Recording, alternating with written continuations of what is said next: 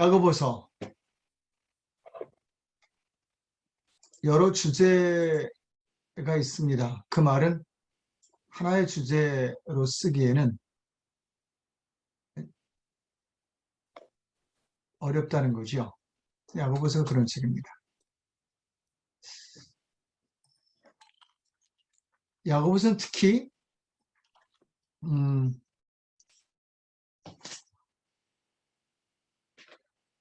그 백과사전이란 별칭을 가지고 있습니다.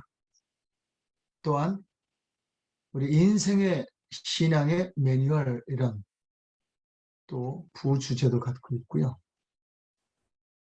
성경 한 권이라는 주제도 가지고 있습니다. 즉 하나의 주제를 다루는 게 아니라 성경에서 이야기하는 여러 주제를 다루고 있기 때문입니다. 그래 어떤 경우엔 성경 한 권을 그냥 요약본으로 보고 싶다 그러면 야고보서 봐라 이렇게 말하기도 합니다. 제일 안 읽혀지는 책 중에 하나가 야고보서고요. 또 한쪽으로 치우쳐서 사람들에게 전달되고 이해되는 게 야고보서입니다. 여러분 야고보서 하면 뭐가 제일 생각나죠? 혹시 여러분 생각나는 거 있으시면 얘기해 보시겠습니까?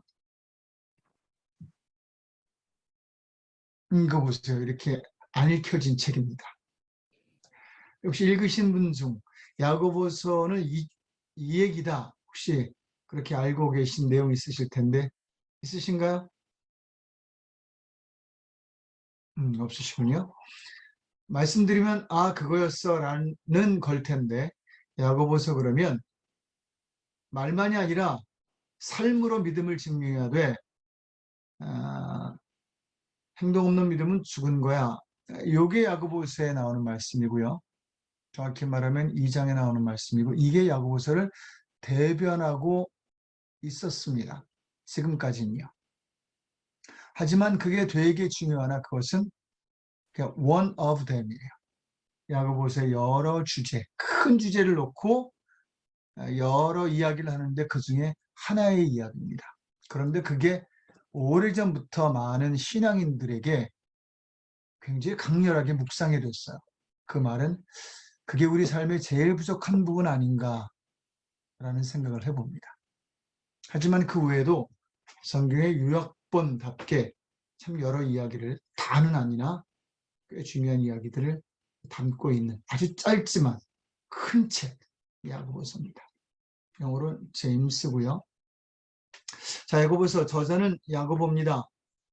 예수님의 뭐 제자냐 아니면 다른 분이냐 그건 늘 있는 그 저자에 대한 그 이론들입니다. 야고보 예수님의 제자일 겁니다. 내용은 전과라고 적었습니다. 우리 보통 보면 동화전과 뭐 이렇게 옛날에 동화전과가 나오는 거 보면 연식이 있는 거죠. 자습서, 뭐 요약서 뭐 이런 거 할 때 전과라고 하죠. 답 있는 책 그거잖아요. 야고보서에 있습니다. 신앙과 삶에 어우러지는 그 포인트의 답이 있죠. 대상은요. 1장 1절에 보면 흩어져 있는 12지파라 했습니다.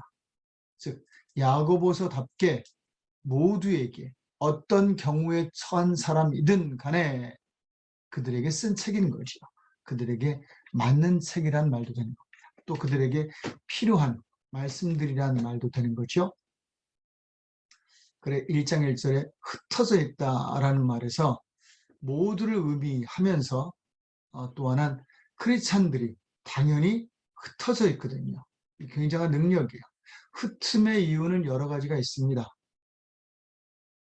사도행전에 보면 그 돌 맞아 죽었던 성도, 즉 집사님 한 분을 보고 야 이거 잘못하면 나도 그러겠는데 그래 일단은 두려움에 도망간 사람들로 전 세계에 퍼져서 각국에 퍼져서 그곳에서 회당을 세우고 또 그곳에 바울이 방문해 그곳을 교회로 바꾼 그런 흩어져 있는 사람도 있었고요.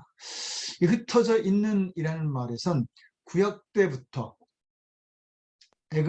애굽으로부터 시작해서 계속 흩어져 버린 그런 이스라엘 백성들을 의미한다고 봅니다. 모두인 것이요. 여러분은 한국에서 흩어진 한국 크리스찬인 겁니다. 자, 이 책을 쓴 목적이 있습니다.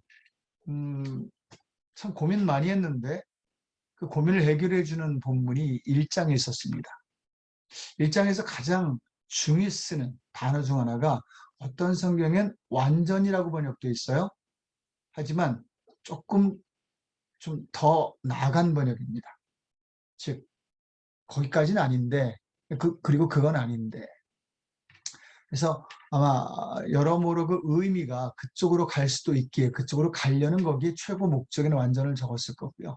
사실 온전이란 말이 맞습니다. 특히 온전함을 이루기 위해인데 여러분이 온전함이 뭔지 아십니까? 야고보가 말하는 온전 그리고 바울이 말하는 온전 같은 말입니다. 같은 단어고요. 혹시 아시면 야 온전해져라. 온전함을 위해 예수님이 오셨어. 온전함을 위해 말씀을 묵상해야지.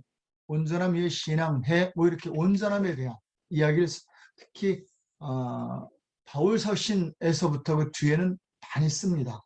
그래 신약성서의 목적이 온전함 아니냐 이렇게 말하기도 합니다.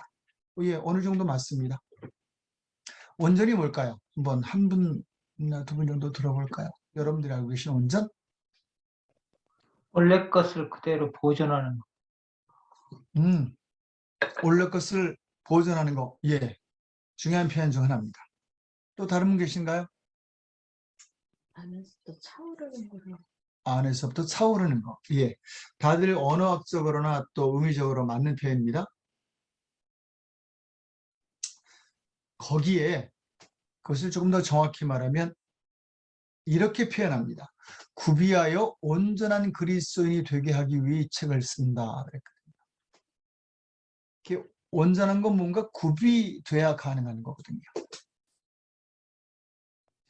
온전함이라는 건요. 그래서 영어로 보면 prepare입니다. prepared person 이렇게 말하고요. prepare 뭐를 위해 for vision 뭐 이렇게 말할 때 온전함을 말하는 겁니다. 온전한 건 원래 내 모습이 과거 에덴에 있거든요. 그 모습을 이제 온전하다고 보는 게 곽한명제님 이야기입니다. 그런데 지금은 뭔가 많이 좀 상했잖아요. 모자라지고 부족해지고 다시 회복의 의미가 들어가지고 그래서 구비하여서 다시 그 모습을 찾는다. 그때는 아담과 하와는 준비된 사람들이었습니다. 하나님은 그 이후에 지금까지 계속 준비된 사람을 찾고요. 준비되도록 신앙해라. 이게 성경에서 우리에게 신앙의 아주 주요 목적으로 삼는 내용입니다. 그래서 여러분 온전함은 성경이 추구하는 우리의 최고의 모습입니다. 준비. 이것처럼 우리의 정체성이 담긴 단어가 어디 있을까요? 사랑해라. 뭔지 알잖아요. 남 위에 돈 써라. 뭔지 알잖아요. 뭐 전도해라. 알잖아요. 그런데 온전하라는 건 그 모든 걸 가능하게 하는 사람이 되라. 이걸 위해 훈련, 신앙 등등이 필요한 만큼 신앙 훈련받고 해라 라고 우리에게 알려준 거죠. 그래서 온전은 훈련받고 신앙하는 그 목적이 되고 이 목적은 끝 목적이 아니라 전도하고 섬기고 주의 뜻대로 살아가는 제자의 삶, 그리스도인의 삶입니다. 그런 삶이 되기 위한 과정이 되는 거죠. 그래서 온전은 준비입니다. 여러분 준비하는 돼가는 사람이 되십시오. 여러분의 삶을 위해서 굉장히 많이 오래 준비했잖아요. 그리고 준비된 것만큼 그래도 살아가지요. 크리스찬도 마찬가지입니다. 여러분 도전해 보지요. 그리스도인으로서 하나님의 뜻을 이루기 위해 그 뜻이 어떤 것이든 간에 각각 다를 수 있지만 뭘 준비하셨습니까? 또 그걸 준비하기 위해 어떤 노력을 하셨고 또 그 준비를 위해 얼마나 돈을 쓸 생각이 있으십니까? 또 쓰셨습니까? 또 준비를 위해 시간을 얼마나 배당하셨고 또 시간을 할애할 생각이 있으십니까? 준비돼야 돼요. 준비하지 않은 사람에게 오는 기회는 고통입니다. 준비도 안 되는데 그거 맡기면 난감하지요. 그 일이 클수록 공개적인 일일수록 나중에 창피함까지 견뎌야 합니다. 자존심 상하는 일이죠. 준비된 사람에게 그 일은 굉장한 거죠. 그 간혹 이제 제가 유튜브를 보면 노래를 좋아하니까 제가 좋아하는 가수들이 하는 노래들 듣습니다. 그 중에서는 라이브를 좋아해요. 막 음질도 안 좋고 그래도 그게 굉장히 정감이 있어서 저는 그걸 좋아하는데, 라이브를 하다가 거의 그 참석한 관중 중에 한 명에게 자기 노래를 시키는 경우가 있습니다. 그러면 그래서 유튜브에 올라왔겠지만, 뭐 웬만한 그 나온 사람과 또 특히 어떤 사람은요, 너무너무 노래를 잘해요. 그래서 사람들이 깜짝 놀라고 박수치고요. 나중에 그 사람이 오히려 자기 유튜브를 열어서 노래 레슨도 하고 그러는 사람이 된 경우도 있답니다. 이렇게 물어보면 준비된 사람들이 있어요. 노래에 준비된 사람. 그냥 이렇게 노래 잘하지 않거든요. 그러면 그 사람이 말합니다. 그 가수가. 노래방에서 꽤 썼겠군요. 꽤 돈과 시간을 들였겠어요. 아니면 어디 뭐 실용음악 공부하셨지요? 이렇게 준비된 게 있었다고 말을 하죠. 예, 타고날 수도 있으나 준비된 게 있다면, 기회가 오면 그건 그에게 굉장한 그 능력을 발휘할 수 있는 진짜 기회되는 거죠. 자, 여러분, 온전한 그리스도인이 되십시오. 우리 서로에게 좀 열고 온전한 그리스도인이 됩시다. 이렇게 격려 좀 해주시겠습니까? 온전한 5초만. 그리스도인이 됩시다. 아멘. 온전한 온전한 그리스도인이 그리스도인이 됩시다. 됩시다. 저는 제일 좋아하는 그 순서 중 하나가 여러분들이 서로 이렇게 이야기하는 그런 순서입니다. 그걸 전 되게 즐겨요. 주일날에도 예배 때 가끔 하는데, 이제 간홍지 집사람은 그렇게 사람들 와서 설교 듣는데 그렇게 하시면 좀 쑥스럽지 않을까요? 그런데 저는 이게 서로 이야기하면서 서로 이렇게 각인도 되고요. 또 남이 얘기하면 도전도 되거든요. 제가 아는 선배 목사님이 그랬거든요. 사람들이 목사 말을 듣는 게 아니라 서로의 말을 듣는다. 이 얘기를 해서 저희가 웃으면서 이해를 했죠. 서로 많이 얘기해 주십시오. 온전한 그리스도인이 되십시오. 자, 그러면 이제 어떻게 온전한 그리스도인이 되겠습니까? 그 이야기를 1장에서 5장까지, 정확히 말하면 1장 그리고 2장에서 5장까지 우리에게 이렇게 쭉 나열해 한 주제가 아닌 여러 이야기로 온전한 그리스도인이 되려면 이러한 문제가 있지 지적해주고 요거 해결해야 돼 라고 알려주는 게 야고보서의 내용입니다. 어떤 책보다도요, 제가 길게 하고 싶은, 며칠 몇 달을 해도 남을, 즉 모자랄 그러한 책입니다. 절대 가볍게 여겨서 안 되는 책입니다. 하지만 내용은 되게 간단합니다. 1장과 2장과 5장으로 나눕니다. 먼저 1장은요, 우리가 가지고 있는 여러 문제들을 다룹니다. 어쩜 이렇게 문제가 많을까 할 정도로 문제들을 다루고요. 어쩜 이 문제들은 이렇게 내가 가지고 있는 문제들일까 공감을 일으키는 1장이 될 겁니다. 그리고 2장, 5장 역시 그 문제들을 해결하고 온전한 그리스도인으로서 구비되게 하려고, 그러려면 이렇게 해야 된다라는 제안들을 하게 되죠. 그래, 야고보서의 구성을 보면 문제와 그 해결입니다. 여러분 그거 아십니까? 문제보다 더 큰 문제는 그 문제가 해결되지 않았을 때예요. 그리고 그보다 더 큰 문제는 그 문제를 해결할 의지가 없을 때입니다. 문제는 언제든지 벌어지지만 그 문제를 해결하려는 마음이 있어야 합니다. 그리고 그걸 해결해 나가야 합니다. 그래, 그리스도인들이 어떻게 시작하는지 안다면 이게 무슨 말인지 아실 거예요? 여러분, 기독교의 시작은 뭐지요? 내가 죄인입니다. 내가 문제가 있어요가 시작입니다. 근데 기독교는 죄를 인정하고 용인하진 않으나 거기서부터 시작하게 하는 종교지요. 얼마나 고맙습니까? 내 잘못된 부분을 인정하면 되게 편하거든요. 화는 나도, 자존심 상해도. 그런데 거기서부터 누군가 받아줘요.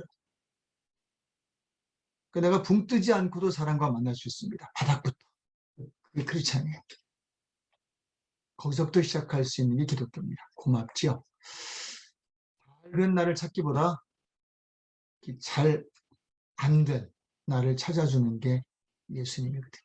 우리도 그래야 합니다. 야고보서가 우리에게 그걸 정확히 알려줍니다. 흐름으로도요. 자, 먼저 1장입니다. 1장과 나머지 장을 전체적으로 한 번씩 훑어볼 텐데 아마 오늘은 훑어보는 정도가 될 거고요. 조금씩만 딱 찝어주는 정도가 될 겁니다. 이해해 주시고요. 시간상 그러니까요. 여러 문제들 도입부라고 말합니다. 이러니까가 문제였어요. 기독교의 모습이지요. 시작은 문제야. 참 감사한 건데. 5절에 보면요. 너희가 지혜를 구해라 그랬습니다. 구해라라는 건 없기 때문이죠.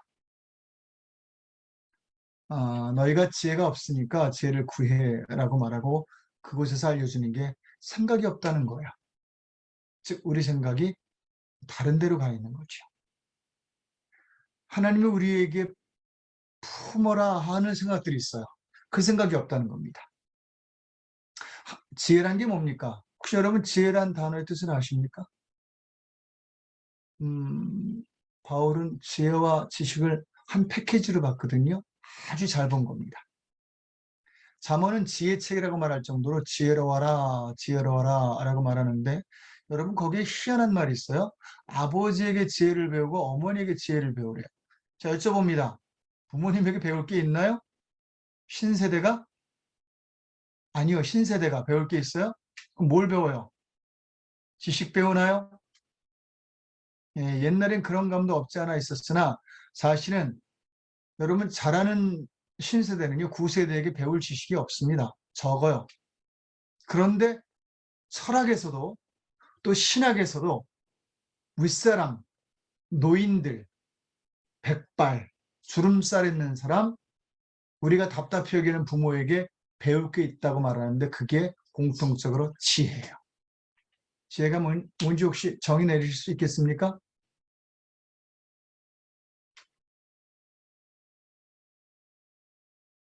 예, 모두 지혜롭게 조용히 계시는군요. 말했다가 틀리면 어쩔까 싶어.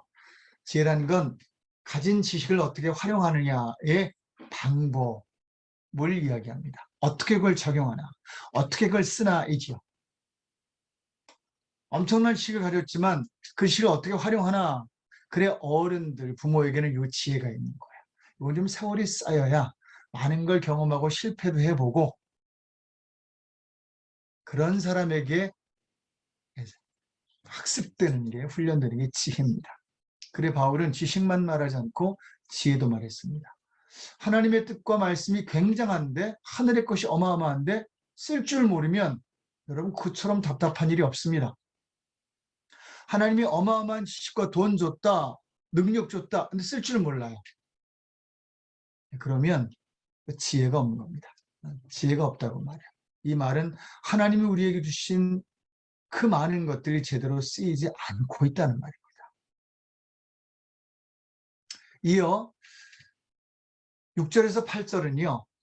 너희가 하나님 앞에 서는데, 이건 이제 크리스찬을 말하는 것 같습니다. 두 마음을 품었다 그래요. 성경에서 가장 우리에게 뭐라고 하시는 부분이 너희가 아직 안 믿는구나 그러면 불쌍히 여기세요. 그 불쌍한 거잖아요. 그 도와주려고 하세요. 책망하지 않습니다. 아니, 몰라서 못 믿는데 어쩝니까? 그에게 구원의 길을 주려 오히려 더 노력하시죠. 그런데 책망받는 크리스찬들이 있어요. 크리스찬 중에 욕먹는 사람이 있어요. 그것도 하나님께. 그 이유 중 아주 큰 것 하나가 이 두 마음입니다. 믿는데 딴 마음 가지고 있는 거예요. 뭔지 아시겠죠? 이게 아는데 딴 마음 갖고 딴 원칙대로 사는 거야. 이건 그냥 알면 좋은 거, 은혜도 그런데 그게 삶에서는 다른 마음이 활동을 해요. 신앙의 마음은 이쪽에서 활동하고 삶은 이쪽의 마음으로 활동을 해요. 이게 놀라운 건 부딪히지도 않아요. 이거 엄청난 문제죠. 이어서 돈에 대한 이야기합니다. 9절로 10절인데 뭐라고 말하냐면요. 야, 니들은 가난하고 부하는 것에 따라 꼭 말이 그렇습니다. 니들이 자부심이 결정되지. 보통 그렇거든요. 부자는 굉장히 당당하잖아요.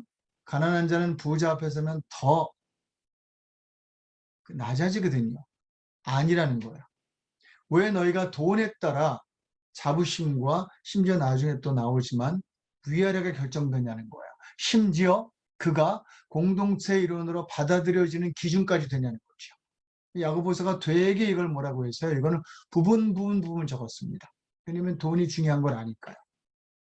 돈에 따라 인생이 좀 달라질 수는 있어요. 그런데 돈에 따라 차등이 생긴다거나 차별이 발생한다거나 돈에 따라 대우가 달라져서는 안 된다. 그래서 여러분, 제가 아는 어떤 목사님은요, 저에게 알려주면요, 가난한 자가 들어오면 버선발로 나가고 부자가 들어오면 그가 올 때까지 기다려라 라는 얘기를 해주셨어요.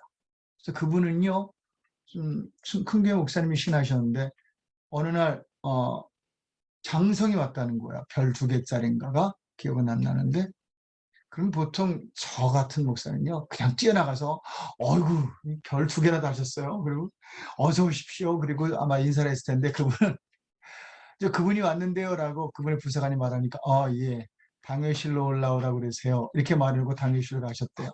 당회실 가셨는데 그분이 딱 들어가니까 그분에게 들어오셨냐 앉으셔라 말도 없이 별 2개인데요. 여러분, 별 2개가 뭔지 남자분들 아시죠? 박 집사님, 별 2개가 뭔지 아시죠?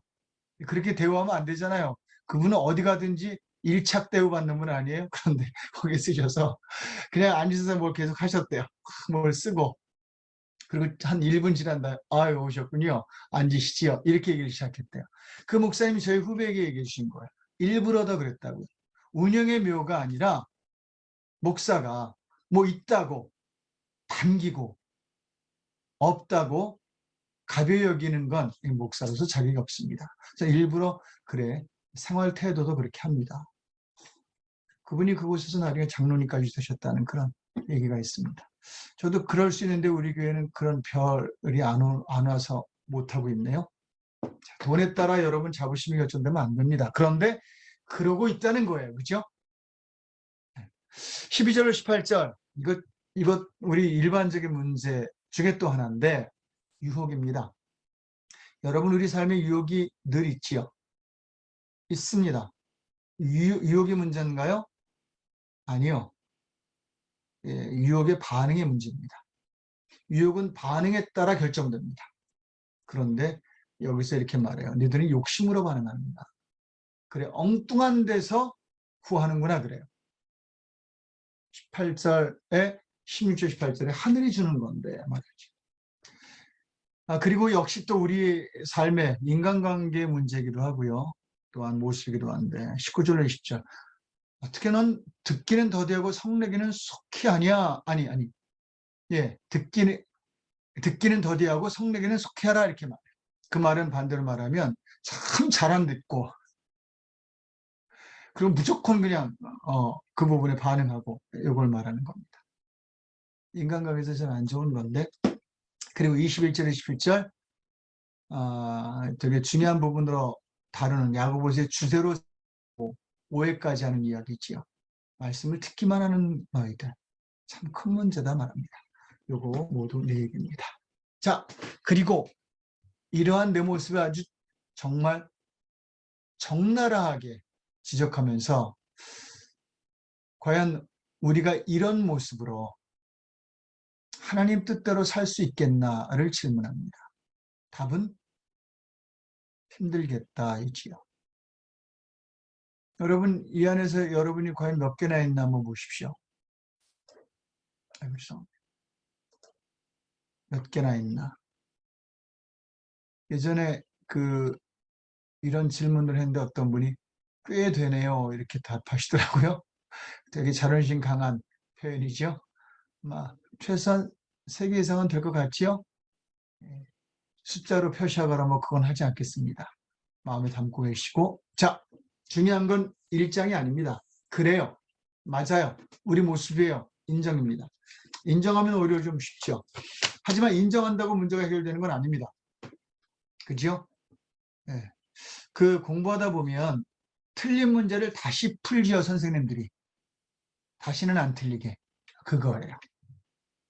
틀릴 수 있어요. 잘못될 수 있습니다. 문제는 그 다음이에요. 뭐예요? 기회가 한 번만이라면 그게 끝이겠지만 한 번 있는 기회는 마지막에 하나님 앞에 가서 할 겁니다. 근데 그 이전까지는 계속 기회가 있어요. 바로 그게 해결이죠. 해결해야죠.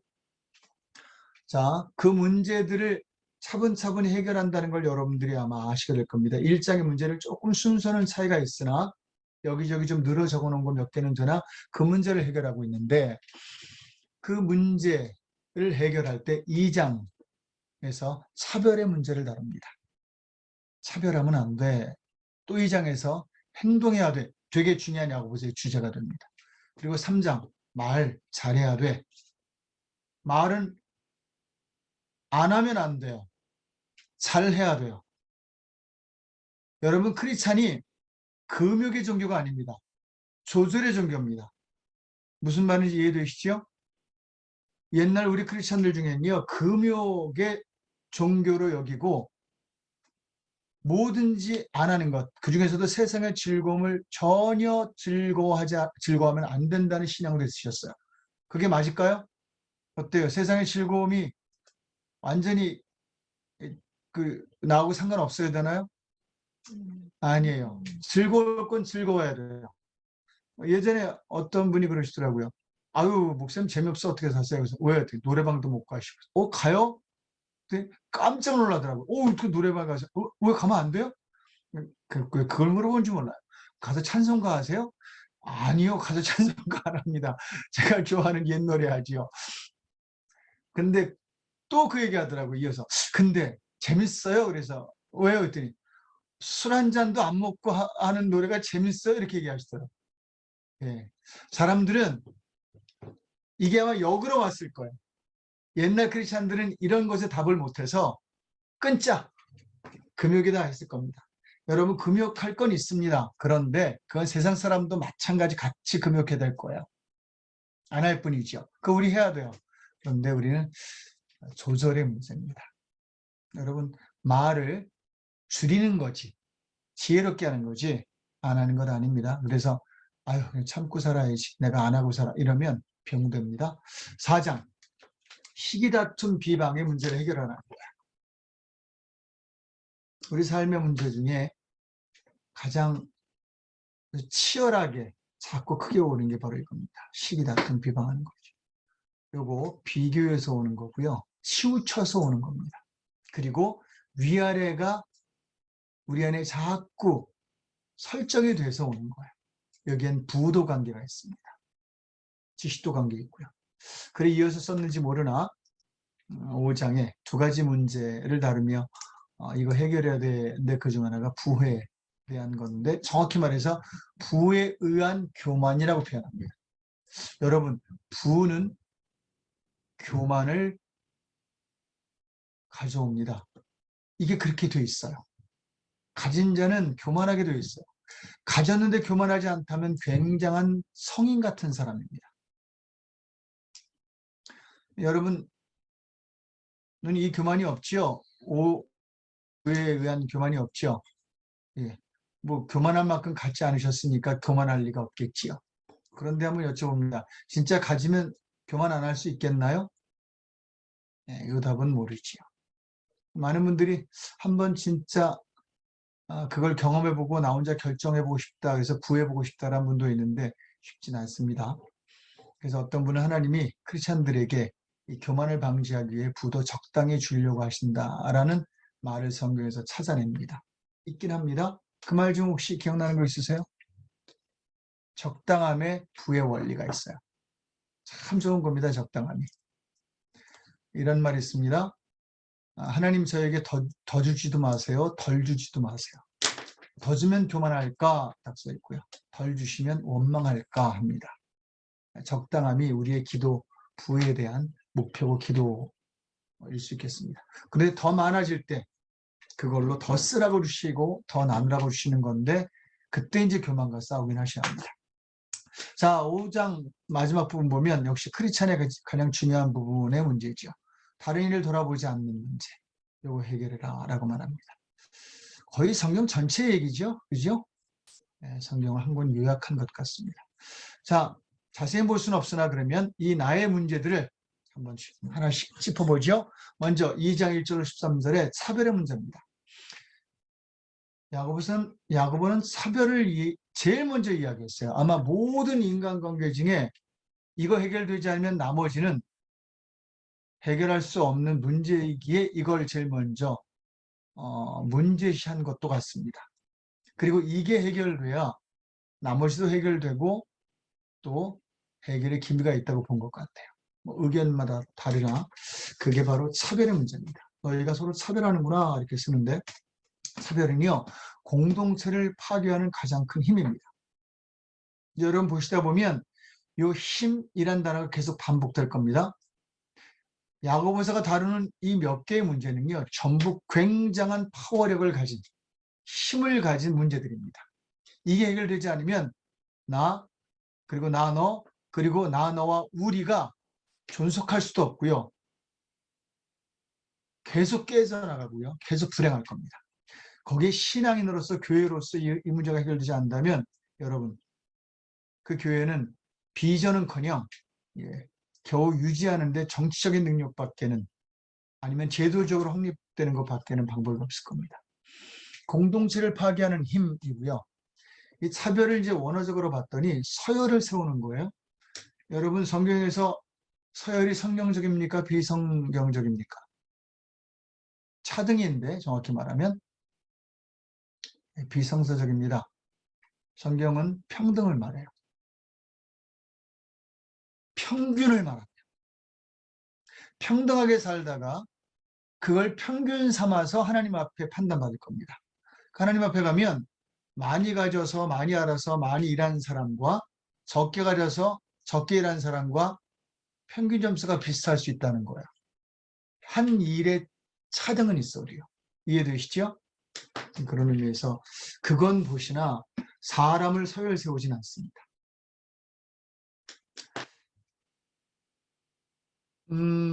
야고보는 이 일에 바로 이 차등에 대해 쓰면서 이렇게 썼어요. 너희가 아름다운 옷을 입은 자 눈여겨보고 말하되 여기 좋은 자리가 있으니까 앉으소서. 아주 존칭어지요, 그죠? 이걸 그 워십 랭귀지라고 말합니다. 앉으소서, 함께 하소서, 극칭입니다. 그리고 가난한 자에게 말하기는 너는 거기 서 있어라.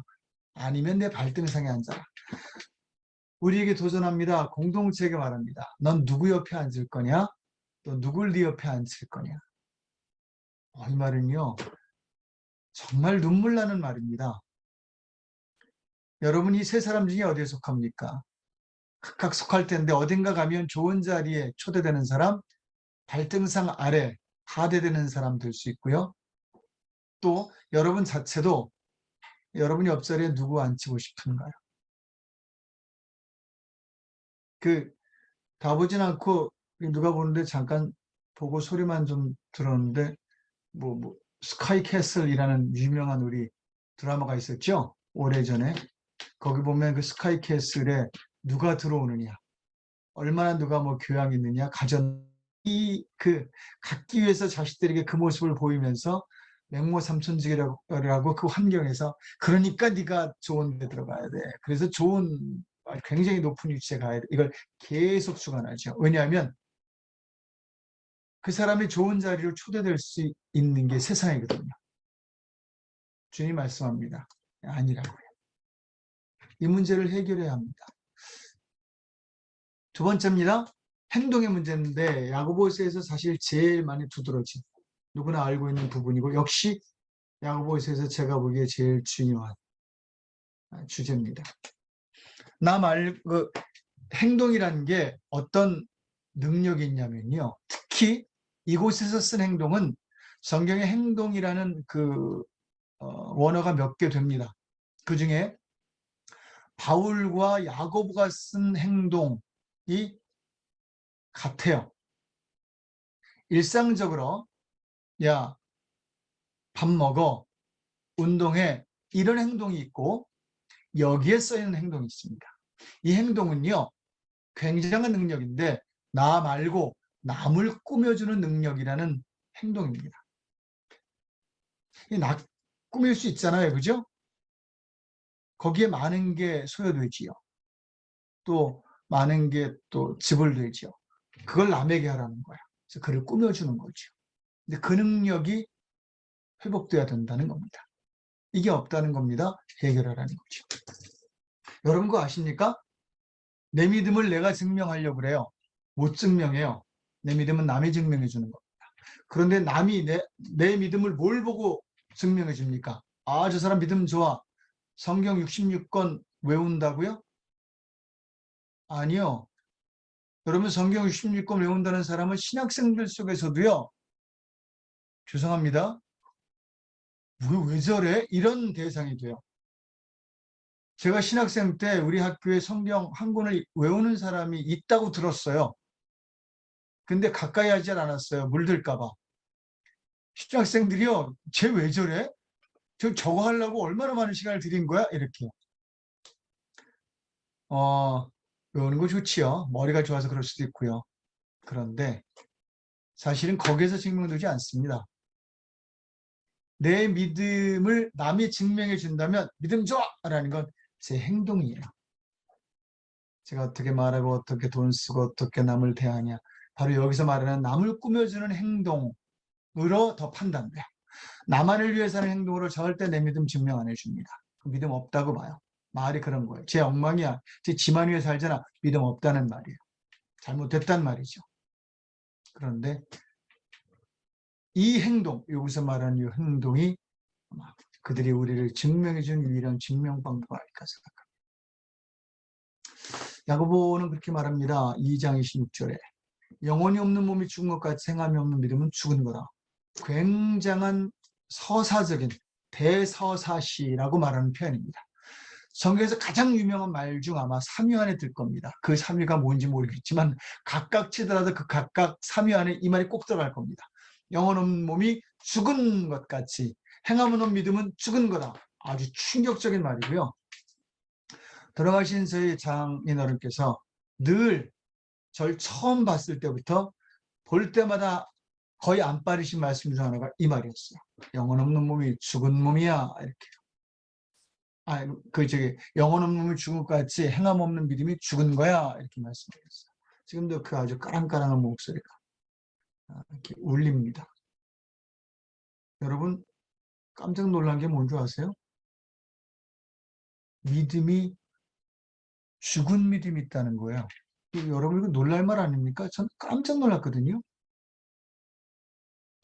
저는 이 야고보서에서 2개의 믿음 때문에 엄청 놀랐는데 그 중에 하나가 귀신도 하나님을 잘 믿는다는 거고요. 귀신도 믿음이 있대요. 그 2번째가 믿음이 죽은 게 있답니다. 죽은 믿음이죠. 왜 깜짝 놀랍니까? 믿는다는 거예요. 뭘 믿는지 누굴 믿는지 정확히 믿고 있어요. 그 얘기예요. 그런데 하나님 보기엔 죽었어요. 얼마나 큰 문제입니까? 그게 행동하지 않고 여기만 있어서 그렇습니다. 이걸 예전에 얘기했더니 어떤 그 교인이 그렇게 반응해서 깜짝 놀랐는데 진심이었던 것 같아요. 어휴, 성경 알면 되겠네요. 이 반응이요. 참 얄궂은 반응이죠. 모르면 죽을 믿음도 없다는 거죠. 그렇게 살면 안 되는데 그렇게 생각도 합니다. 자, 그 다음 이어지는 말의 문제입니다. 말은요. 야고보가 말하기를 그렇게 말합니다.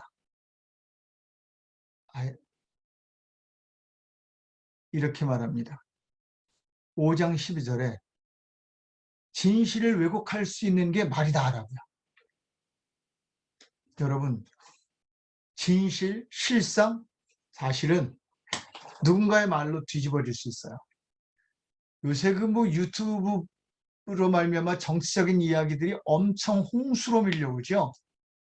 근데 한쪽으로 치우쳐 말리다 보면 저쪽이 죽일 놈, 나쁜 놈, 되면 안 되는 사람 이렇게 돼요. 욕이 나가요. 뭐가 진실인지 여러분 사실은 저희가 잘 몰라요. 그런데 그걸 왜곡시킬 수 있고 규명할 수 있는 게 말의 능력이다. 그 진실한 일보다 사실은 그것을 제대로 말할 수 있는 사람이 더 필요한 것 같습니다. 하나님의 말씀이 없어서 전달이 안 됩니까? 그걸 제대로 증명하고 말하는 사람이 없어서 전달되지 않습니까? 분명히 해야 돼요.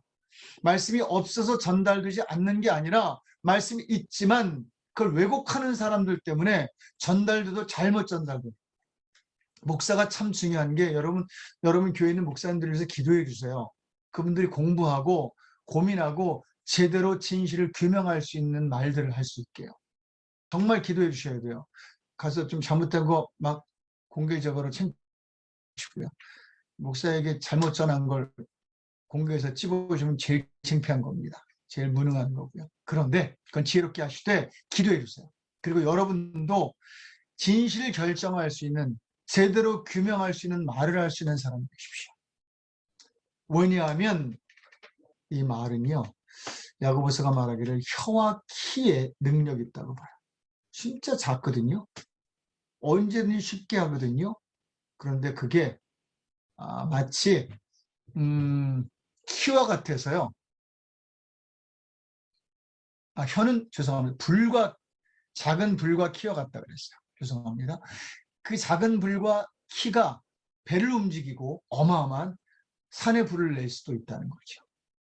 그래 혀의 능력이라고 표현했습니다.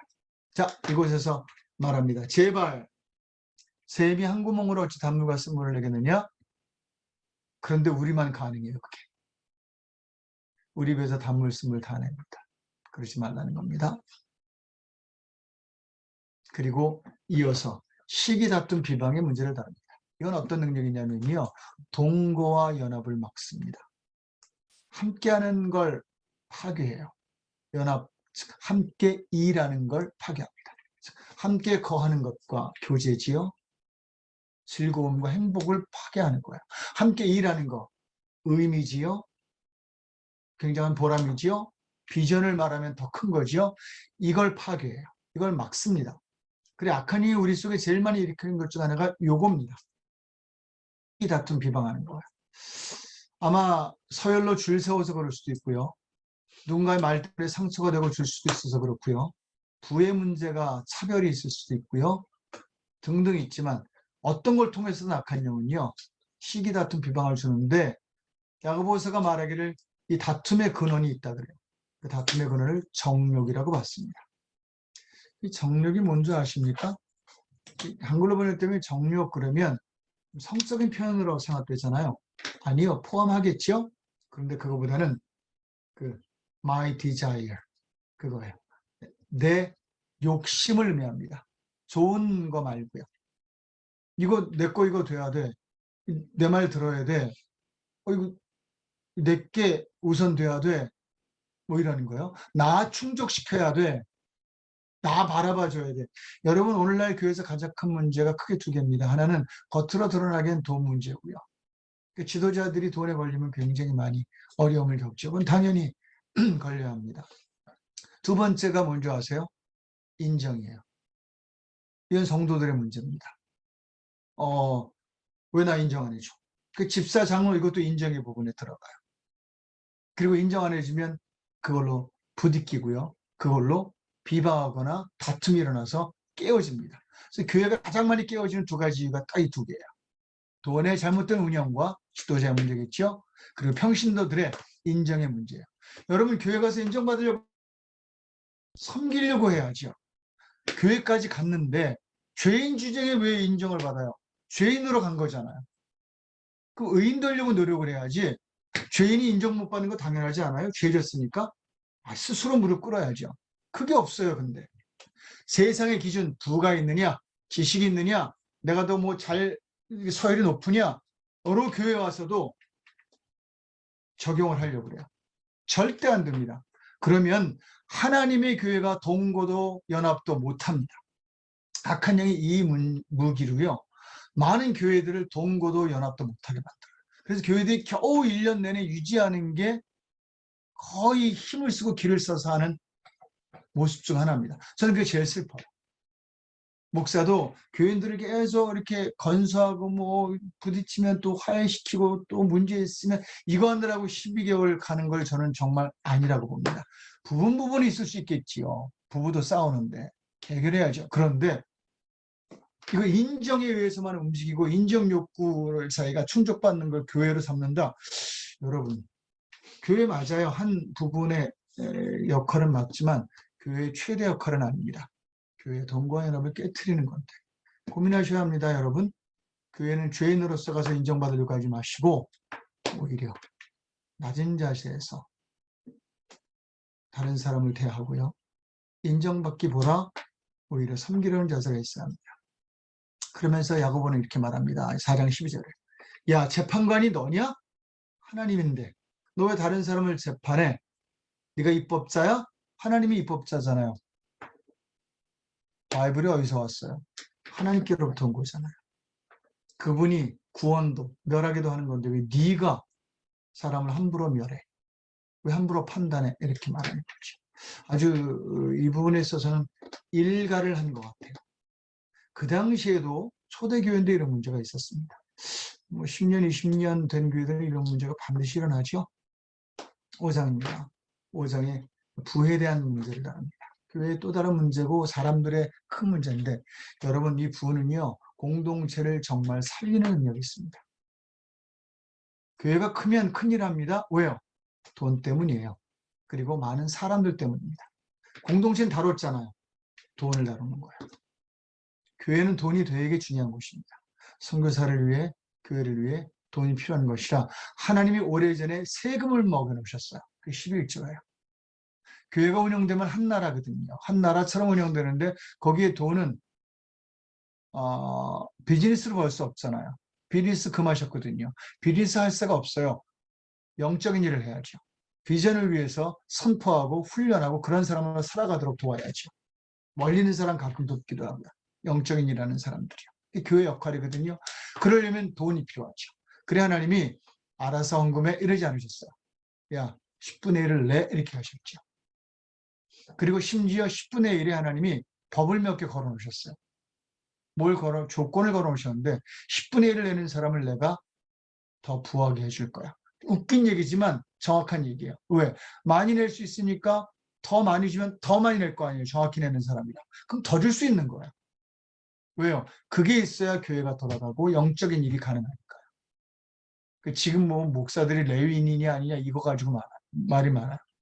그거 정말 쓸데없는 이야기들이에요. 레위인의 역할을 하는 거지요. 레위인입니까? 뭐 이럴 수도 있어요. 제가 김레위일 수 있습니다. 그런데 그보다 중요한 건 역할이에요. 그 입장에서 그 역할을 할 수 있는 교회는 없느냐죠. 그래서 제가 하나님 앞에 하나님, 저는 레위인의 역할을 정말 할 수 있는 목회를 할 수 있도록 저를 후원해 주세요라고 목회 초기에 기도했었습니다. 그 이유가 하나님 저 먹여 살려주세요. 그 얘기도 되지만 먹여 살리는 게 목적이 아니라 먹고 사는 이유가 이거기 때문입니다. 그 굉장한 능력이죠. 이건 일반적인 삶에서 똑같습니다. 우리는 부를 위해서 일주일 중 5일을 쓰잖아요. 더 쓰는 사람도 있습니다. 뭐 가끔가다 투자한 분들은요. 투자 금액 살펴보느라 밤에도 잠 안 자시고 보고 공부하는 분 계세요. 굉장한 능력이기 때문입니다. 그런데 제임스가 말합니다. 야고보가. 이거 사실 썩고 녹슬 것들인데 쌓지 마라. 그냥 쓸 수 있을 때 써라 말이에요. 여러분 가끔가다 진짜 좋은 옷이 생겼는데 한 4, 5년 지나서 입고 나갔더니 그 언제 건데 입어 이런 소리 들은 적 있지 않으세요?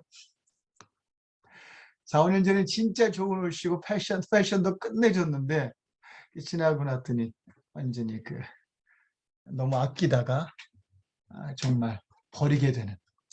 주님이 이렇게 보세요. 잘 입으면 좋거든요. 잘 쓰면 좋거든요. 묵혀놓지 말라는 겁니다. 자, 여기에 이렇게 말합니다. 너희는 밭에서 추수하는 품꾼에게 주지한 사기 소리 지르고 사꾼이 우는 걸 좀 들어라 라고요. 예, 우리가 쓸 돈들, 운영할 부들, 부를 받은 이유들 생각하는 겁니다. 자, 마지막 가장 중요한 겁니다. 오늘 야고보서가 성경 한 권이라고 그랬죠. 정말 짧게 하는데도 시간을 꽉 채우네요. 역시 기독교인에게 제일 중요한 부분입니다. 이거 해결해야 되는데 이거 정말 중요한 능력입니다. 하나님의 나라를 완전히 세울 수 있는 최고의 능력인데 여기엔 부도, 말도, 사등도, 평균이지요, 평등이지요. 그리고 말씀을 행동으로 옮기는 것도 사실 이걸 위한 거라고 말하는 거죠. 다른 사람을 돌아보라는 겁니다. 이 부분을 좀 종합해 보면 이런 말이 됩니다. 해야 할 것을 해라. 남을 위해 할 수 있는 것을 해라. 섬길 수 있는 건 하라는 거야. 10,000원 있는 사람에게 10,000원 남줘 이렇게 말씀하지 않으세요. 100만 원 있는 사람에게 10,000원 줘 할 수 있죠. 무슨 얘기인지 아시죠? 할 수 있는 부분을 하나님은 하라 하세요. 그러면서 이렇게 말씀하세요. 야, 너희가 누구 이른 비와 늦은 비처럼 되면 좋겠다라고요. 여러분, 누군가에게 비 같은 사람이 되십시오. 자, 비가 날마다 내립니까? 아니요. 필요할 때 딱 내리는 거예요. 누군가가 필요한 게 뭔가, 이른 비와 늦은 비가 누가 필요한가 살피세요.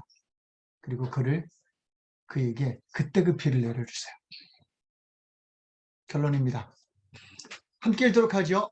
자, 시작. 내 형제들아, 너희가 여러 가지 시험을 당하면 온전히 두려우리라. 어려운 계속 있습니다. 이는 너희 믿음의 시련이 인내를 만들어내는 줄 너희가 여러 가지가 있는데 결국 4절입니다. 온전히 되라. 그래서 더 부족함이 없게 하려 함이라. 위하여 조금도 부족함이 없게 하려 함이라. 이게 목적입니다. 여러분 성경 한 권 오늘 다 보셨어요. 수고하셨습니다. 근데 너무 감사하게 야고보가 우리에게 정리해서 알려준 부분입니다. 함께 기도하지요. 조금 안 남았으나 함께 기도하겠습니다. 하나님, 저희 중에 어떤 문제들이 있음을 고백합니다. 우리 가정, 우리 교회. 주님, 저희가 이것을 해결해 나가게 하옵소서. 문제 인정합니다. 괜찮아요. 괜찮지 않지만 해결해야 합니다. 기도하겠습니다.